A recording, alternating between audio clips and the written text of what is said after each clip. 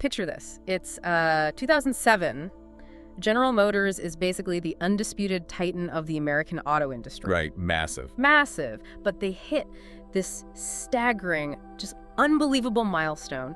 They were willingly losing over $700 on every single vehicle they sold. Wow. $700 a car. Yeah. Every time someone drove a car off the lot, GM was essentially paying them to take it. And, why would they do that? Because they were profoundly addicted to this toxic cycle of price slashing just to keep their market share against all the foreign competitors. It's a brutal cycle. It really is. And if you're a business owner listening to this, or, a team leader, or just an ambitious professional, hearing that scenario probably triggers a very specific kind of exhaustion in your bones. Oh, absolutely. Because it's this endless grinding hamster wheel, right? Yeah. Trying to outprice, outpromote, and out-innovate your rivals just to stay in the exact same place. Yeah, that exhaustion is, it's really the defining characteristic of the modern marketplace. Welcome to Book In Podcast, the Library of Success.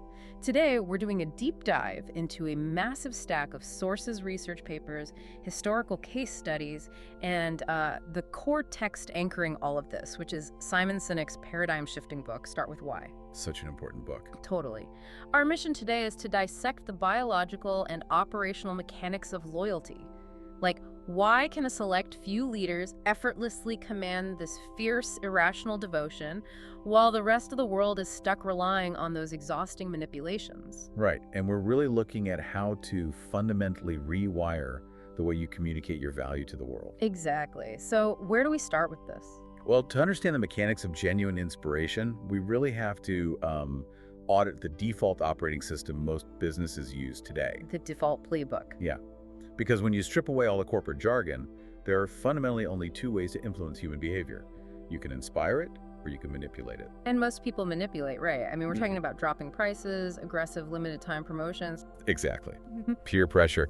The classic 4 out of 5 dentist recommend us thing. Oh, yeah. Or fear. Fear is huge. Like basically the cornerstone of all insurance marketing. Spot on. And look, those tactics are everywhere because they do work. They work for driving a single isolated transaction. But it's like a sugar rush, isn't it? Or an addiction. That is the perfect analogy. Because you drop your prices by 20% today, you get this massive spike in revenue, and the boardroom is thrilled, but your physiological tolerance builds up instantly. The next time you need that hit, 20% doesn't move the needle anymore. You need 30%. And eventually you just train your consumer base to never pay full price. Which turns your brand into a cheap commodity. And that's the exact trap General Motors fell into in the 2000s. With the cashback incentives. Right. They were facing all this intense pressure from Toyota, so GM panicked. They introduced these massive cashback incentives, sometimes like up to $7,000 per vehicle. In the short term, sure, the needle moved, people bought the cars, but GM inadvertently turned their customers into essentially cashback junkies. Cashback junkies, I love that term. Yeah. They completely severed any emotional loyalty to the brand and replaced it with a purely transactional calculus. It decimated their profit margins because, well, you simply cannot buy loyalty. You really can't. And, the trap isn't just limited to price manipulations. The sources highlight how companies use the illusion of innovation as a manipulation, too. Oh, the novelty trap. Yes. The classic example from the book is the Motorola RAZR phone from the early 2000s. Everyone had one of those. I definitely had one. The RAZR is just a brilliant case study in confusing novelty with innovation. It had that great snap when you closed it. It did. And it was undeniably a huge commercial success at first. It had that ultra-thin profile, the metallic finish, a flat keypad. Motorola's leadership was touting it as this revolutionary step forward. Celebrities were carrying them. It was totally a cultural status symbol. But the underlying technology wasn't actually changing how human beings lived or communicated. Right. A true innovation fundamentally alters an industry. Like, think of the microwave oven.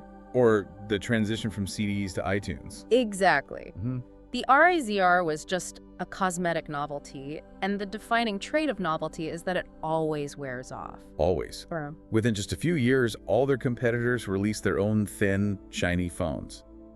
Motorola's stock plummeted, the CEO was ousted, and they were right back on the brink. Relying on novelty eventually leads to what the sources call the toothpaste problem. Yes, the toothpaste problem. Like, look at Colgate in the 1970s. They offered, what, 2 types of toothpaste? Basically 2, yeah. But to constantly manufacture this sense of novelty and stay ahead on the shelf, they just kept adding features. Fluoride, tartar control, whitening, sparkles. Herbal extracts. Yeah. And today, you stand in the aisle completely paralyzed by choice, looking at dozens of minor variations of the exact same tube of toothpaste. It creates so much friction and stress for the buyer, and a logistical nightmare for the company. So, if dropping prices, using fear, and endlessly adding features are this toxic sugar rush that kills your margins, what is the sustainable diet? Well, the profound insight here is that the answer doesn't lie in some new marketing framework. It actually lies in evolutionary biology. Biology. Yeah. And it's visualized through this concept called the golden circle. Okay, the golden circle. Yeah. So, picture a target with 3 concentric rings, right? Exactly. The outermost ring represents what? The middle ring is HLW, and the center core is WHY. Got it. What, how, WHY? Now, every single organization on the planet knows what they do. These are the tangible products they make or the services they offer. Sure. A smaller percentage know how they do it. This is usually your unique value proposition or a proprietary algorithm, something like that. But the drop-off at the center is staggering, isn't it? It's massive. Almost no one can clearly articulate WHY they do what they do. And before anyone says it, making money is a result, not a WHY. Right. The WHY is the core purpose.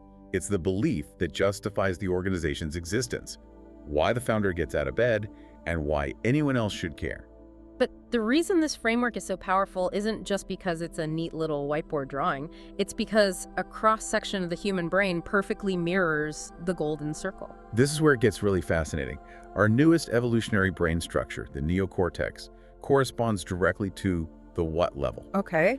The neocortex handles rational thought, analytical deduction, facts, figures, and crucially language processing. Okay, wait. I have to push back on this premise for a second because this feels like a massive leap. Go for it. You're looking at the entire global industry of market research, right? The billions of dollars corporations spend on consumer data analytics, focus groups, A/B testing. And you're saying all of that is fundamentally flawed because it targets the language center of the brain. I am. I mean, that sounds like a really convenient philosophical excuse for a CEO to just ignore hard market data. It sounds totally counterintuitive until you look at the mechanics of the limbic brain. Okay, explain the limbic brain. So the limbic system sits below the neocortex. It corresponds to the HIW and the WOKY rings of the golden circle. Mm-hmm. This older part of the brain is responsible for all of our complex feelings: trust, loyalty, the feeling of safety. Right. And evolutionary biology dictates that the limbic system is the part of the brain that actually controls all human decision-making. Right. But here is the crazy anatomical reality. The limbic brain has absolutely zero capacity for language. Wow.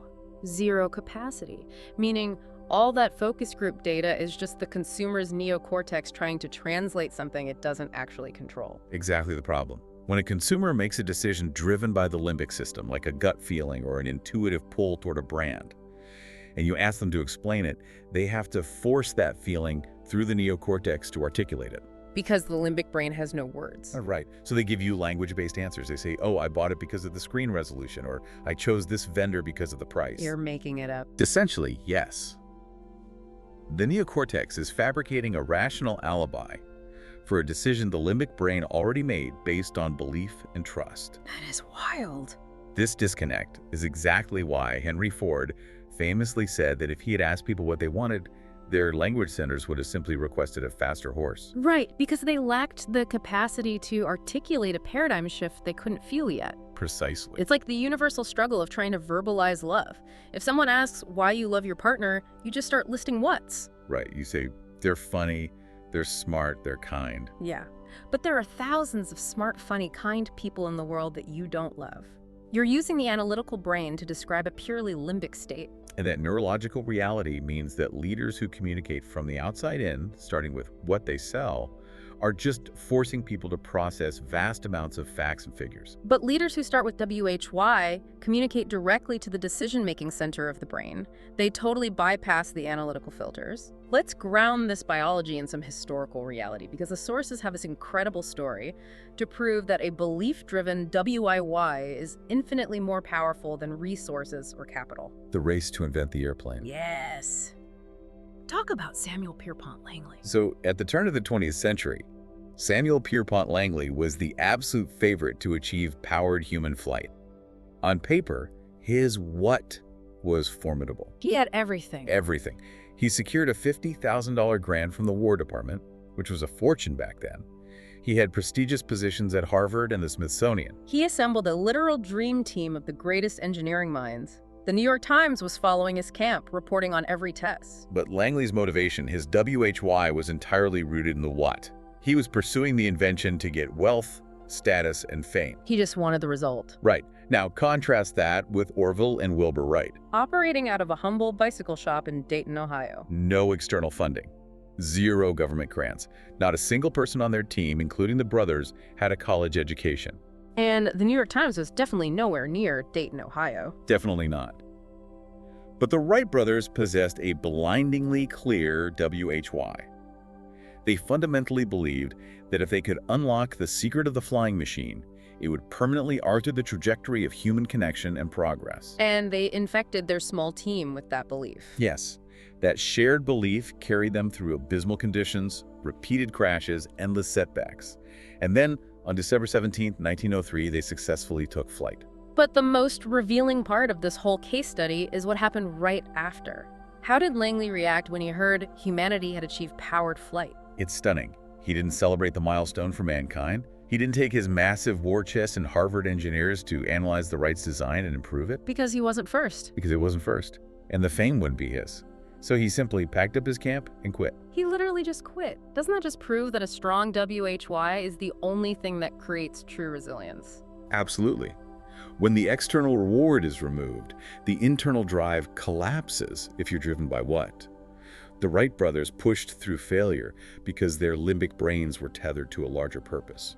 Okay, so resilience is great for inventors in a muddy field. But how does this translate to building a modern trillion-dollar empire? We can see it perfectly by looking at Apple versus its legacy competitors. Right, because structurally, Apple is just a computer manufacturer. Exactly. They have access to the same global talent pools, the same supply chains, the same media buyers as Dell or HP, yet their market positioning is entirely distinct. Because their communication strategy is inverted. They communicate from the inside of the golden circle out. Yes. Apple's WHY is deeply ingrained. They believe in challenging the status quo and thinking differently. The beautifully designed laptops, the iPhones, the watches, those are just the whats. They are just the physical proof of that belief. So what happens when a company defines itself by the what? It places a hard ceiling on their potential. Take Dell, for example. Dell defines itself by its what? We make reliable computers. Right. In the early 2000s, Dell tried to capitalize on the digital music boom. They released a line of MP3 players and PDAs, and objectively, they were well engineered. But they failed spectacularly. Spectacularly. Because it caused a limbic dissonance. Exactly. When a company whose entire identity is we make affordable PCs tries to sell you an MP3 player, your gut feeling is hesitation. It doesn't compute.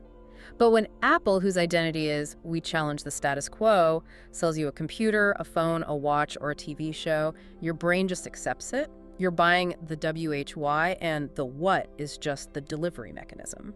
To really operationalize this, the sources provide this highly practical mental model called the celery test. Oh, I love the celery test. Let's walk through this scenario. You're at a high-level networking dinner, surrounded by brilliant executives. Right. One pulls you aside and says, you're leaving money on the table, you need to sell M&Ms. Another says, the data is undeniable, pivot to rice milk. A third swears by Oreos, and a fourth tells you, the future is celery. If your organization lacks a clearly defined WHY, you are at the mercy of all that external advice. You'll go to the supermarket and buy the M&Ms, the rice milk, the Oreos, and the celery. And you'll exhaust your capital, confuse your employees, and end up with this chaotic shopping cart that signals absolutely nothing cohesive to the market. But if you define your WHY before you enter the supermarket, let's say your belief is, we exist to promote healthy living, the decision is frictionless. The M&Ms and Oreos are instantly discarded. They might be profitable for someone else, but they violate your WHY. So you go to the checkout counter holding nothing but celery and rice milk. And the magic happens when you stand in that checkout line. Everyone looking at your cart can instantly deduce what you believe in. Your cart communicates your internal values without you saying a word. That alignment generates authenticity at scale. It's exactly like going on a first date. If you sit there and just list your job title, your salary, your car, you're basically presenting a resume. You're acting as a commodity. Exactly. Okay. You might be an impressive commodity, but you aren't building limbic trust. Trust is formed when you expose your passions, your beliefs. The car is just a physical manifestation of your drive. A profound way to summarize this is that the goal of a business shouldn't be to do business with everyone who needs what you have. What should it be? To attract and do business with people who believe what you believe. Scaling that belief is the next challenge. We have our salary, we know our WHY, but a founder's belief alone doesn't mobilize millions of people. For that, we look at Dr. Martin Luther King Jr. and the 1963 March on Washington. 250,000 people showed up. Yes, on the exact right day, at the exact right time, without the internet, without email blasts, without digital advertising, because he delivered the I have a dream speech, not the I have a comprehensive 12-point logistical plan speech. Right, he embodied the WHY. He articulated his belief so vividly that 250,000 people adopted his dream as their own. But belief alone doesn't coordinate logistics for 250,000 people. A WHY requires a HOW. Exactly. For Dr. King, that infrastructure was built by people like his mentor, Ralph Abernathy, and the organizers. They were the HOW. They managed the buses, the safety protocols, the tangible structures that let the WHY manifest. This transforms the golden circle from a flat target into a 3D shape, right? A megaphone. The megaphone is the perfect visualization. At the very tip is the founder or CEO. They are the WHY. Just below them is the executive layer. The HOW. The operational minds engineering the systems. And the wide base of the megaphone is the what? The employees, the products, interacting with the marketplace. But as the company grows, the base gets wider and much louder, and the volume of the what starts to drown out the whisper of the WHY at the top. The sources call this the split. It is the most dangerous threat to a company. It's not failing that kills them. It's wild, unmanageable success. It's a split, like Walmart, right? Textbook case study. Sam Walton's WHY was razor sharp, serving the average, everyday working person, providing access to goods they couldn't afford. But after he died, the organization suffered a severe split. The executives inherited a massive what-generating machine. They pursued endless expansion, but the WHY hollowed out. The identity shifted from serving the community to just an obsessive focus on low prices at all costs, Leading to labor scandals, pushback, and a tarnished legacy. The megaphone lost its origin point. So how do you prevent the split? You have to engineer the company to pass the school bus test. If the founder gets hit by a bus tomorrow, does the belief survive? Exactly. If the WHY relies on the founder's charisma, you're doomed. You have to bake the WHY into the actual infrastructure. Changing the metrics. HR filtering for core belief during interviews, not just technical resumes. Rewarding behavior that aligns with the WHY. Because the infrastructure must outlive the individual. This points to a huge distinction in the text. Achievement versus success. Achievement is attaining the what? Hitting the target, buying the yacht. But success is the quiet, persistent feeling of waking up deeply engaged in the pursuit of your WHY. We're conditioned to think accumulating whats will trigger success. But without a WHY, you can have the yacht and feel completely empty. Achievement is the pursuit of what you want. Success is knowing why you want it. We've covered a lot today. The toxic cycle of manipulation, the limbic system, the Wright brothers, the celery test, and the split. It all distills down to one immutable law. People do not buy what you do, they buy why you do it. To leave you with a final provocative thought, the ultimate application of this requires you to completely tear down how you view your competition. Imagine if the next time someone asks who your biggest competitor is, you look them dead in the eye and say, I have absolutely no idea. I love that. When you're trapped in the what, you wake up trying to beat other companies. But when you're anchored by a powerful WHY, the other runners on the track cease to matter. You show up just to outdo yourself from yesterday. The race isn't a zero-sum battle. It's a never-ending journey to live the world better than you found it. You finally step off the hamster wheel. Thank you for listening to Book and Podcasts.